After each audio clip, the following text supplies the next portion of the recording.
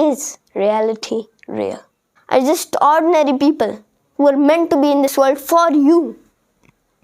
And just think as this world a story.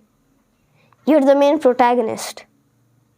All the other people, for example, all the other, except for your family, except for your parents, except for your wife, etc., children, except for them, all the other characters can be called NPCs or can be called side characters, which have no other role than two things: either dying for the character, or either dying by the protagonist, or either dying for the protagonist.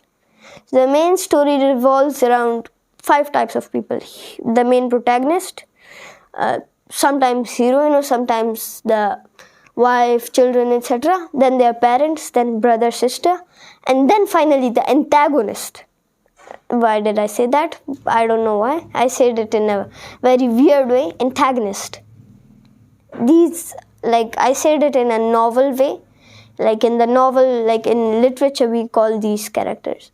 So, side characters, protagonist, antagonist.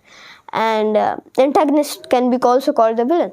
So, just think as your life being a story. And you're the protagonist. And all the other people that revolve around the world are just side characters. And the smart ones may be a part of your story that help you with going further. Life is unexpected. It can throw different things. Sometimes in life you can find people, you share many disappointments with them that life has thrown at you.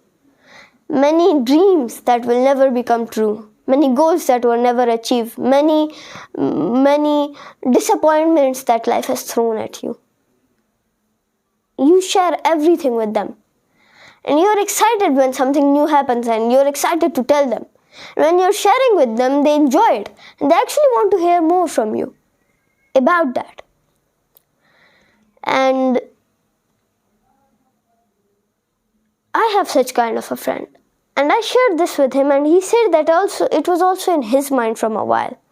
And he told me that what if what we think is the world isn't even a world? I'm not going against Islam in any perspective, but he asked me a question. I'm not against, I actually tried to defend, but he asked me a question. What if when we die, we come to know that we were just creatures that by mistake, like the Big Bang, were created from matter, and there was no such thing as religion? What if? And I told him that it's not possible and we shouldn't think like this as Muslims. But he told us that being a Muslim and not getting out of the religion, like you're leaving the religion, now that's bad. But as a Muslim, thinking out of religion, or as a Muslim thinking about the religion, or questioning or wondering about the religion isn't a problem, he told me. And he was kind of right. I told him that all the creatures that aren't, he told me that, for example, I told him that many people say, Islamic people say that there weren't any dinosaurs and these things, Adam and Eve were directly sent and there were no dinosaurs and stuff, and Jannat. Many people say this.